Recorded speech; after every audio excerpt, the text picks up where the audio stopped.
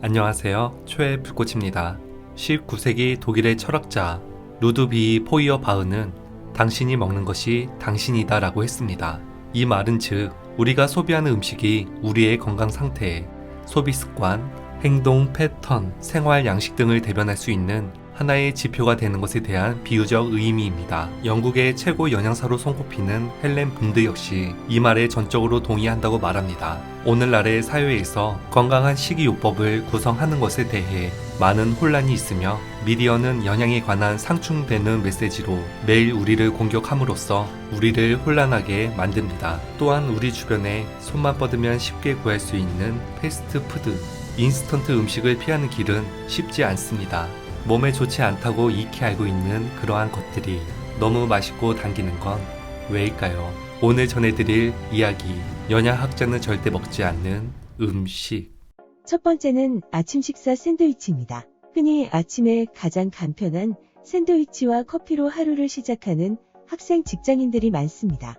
샌드위치에 아무리 야채가 많이 들어있다 하여도 샌드위치에는 지방이 많고 영양분이 부족한 경향이 있는데 베이컨, 소세지, 치즈 등 가공된 재료는 지방, 나트륨, 보존료 등의 함유량이 높으며 영양소는 적습니다. 샌드위치는 보통 흰빵으로 만들어져 섬유질 역시 부족합니다. 아침 식사 샌드위치에는 종종 마가린이 함유되어 있어 지방 함량을 증가시켜서 신체에 유해한 콜레스테롤 수치를 높일 수 있습니다. 최근 연구에 따르면 하루 160g 이상 가공육을 먹는 사람들은 가공육 섭취량 20g 이하보다 조기 사망률이 44%나 높았으며 과도한 가공육 섭취는 특히 심혈관 질환이나 암의 발병 위험을 높여 수명을 단축하는 것으로 분석되었습니다. 샌드위치가 건강식이라는 생각은 버리는 게 좋습니다. 두 번째는 스무디입니다. 과일, 채소 등을 갈아서 만드는 마치 웰빙 음식의 대표처럼 보이지만 마트나 커피숍 등에서 파는 스무디는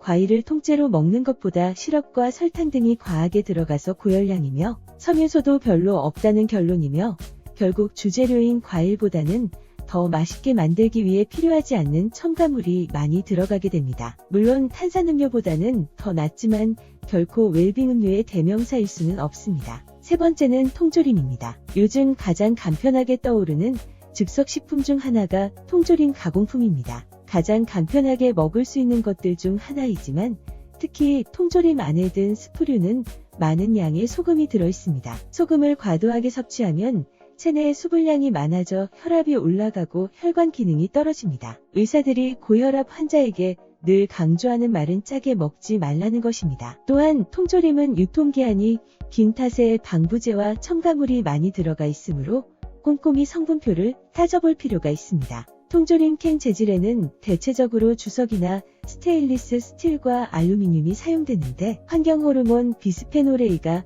용출될 가능성이 있기 때문에 가급적 가공된 음식의 경우 유리병에 담긴 것을 구입하는 것이 좋습니다. 네 번째는 팝콘입니다.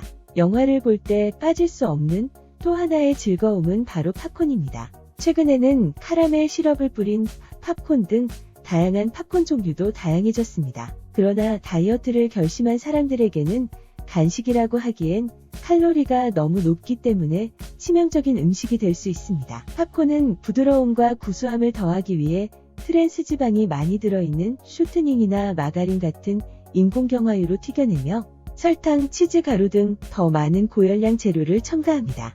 팝콘은 고온 고압에서 가공되기 때문에 당지수가 매우 높습니다. 당지수가 높은 식품은 체내에 섭취된 음식물을 빠른 속도로 소화 흡수하여 혈당치를 급격히 올립니다. 다섯 번째는 흰빵 파스타 쌀입니다. 쌀과 밀가루 등의 곡물이 껍질을 벗겨내는 정제 과정을 거치면 섬유질이나 각종 영양소가 거의 없어집니다. 흰쌀이나 흰 밀가루 등 정제된 곡물은 나쁜 탄수화물만을 공급하게 되고 영양가는 없고 열량은 높으며 소화가 빨리 되기 때문에 포도당으로 아주 빠르게 전환됩니다. 대량의 포도당은 콩팥이나 다른 장기의 독성을 나타내기 때문에 췌장에서는 혈당을 낮추기 위해 인슐린 분비를 촉진시키고 시간이 지나면서 몸에서는 대량의 포도당을 다룰 수 있는 능력이 사라지게 되고 혈당을 조절하는 호르몬인 인슐린의 정상적인 기능이 이루어지지 않아 생기는 병이 당뇨입니다. 또한 최근에는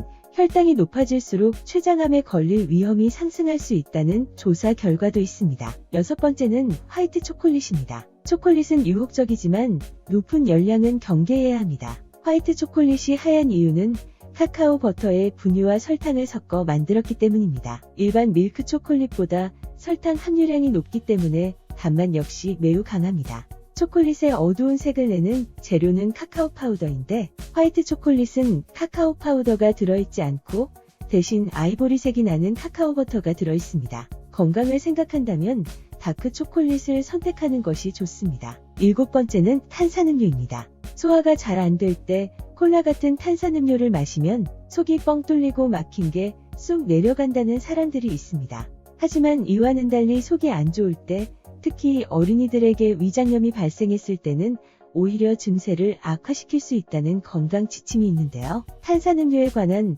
많은 연구의 결론을 한마디로 요약하면 이렇습니다. 건강하게 오래 살고 싶다면 탄산음료를 끊으라입니다. 문제는 탄산음료에 든 당분인데 콜라 한 캔에 든 설탕은 35g 티스푼으로 9숟가락이나 됩니다.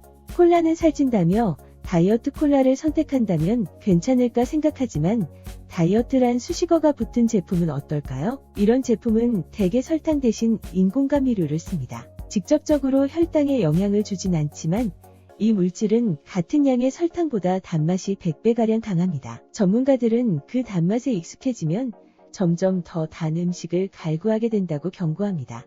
건강의 차이가 곧 인생의 차이다. 시청해주셔서 감사합니다. 행복한 하루 되시길 바랍니다.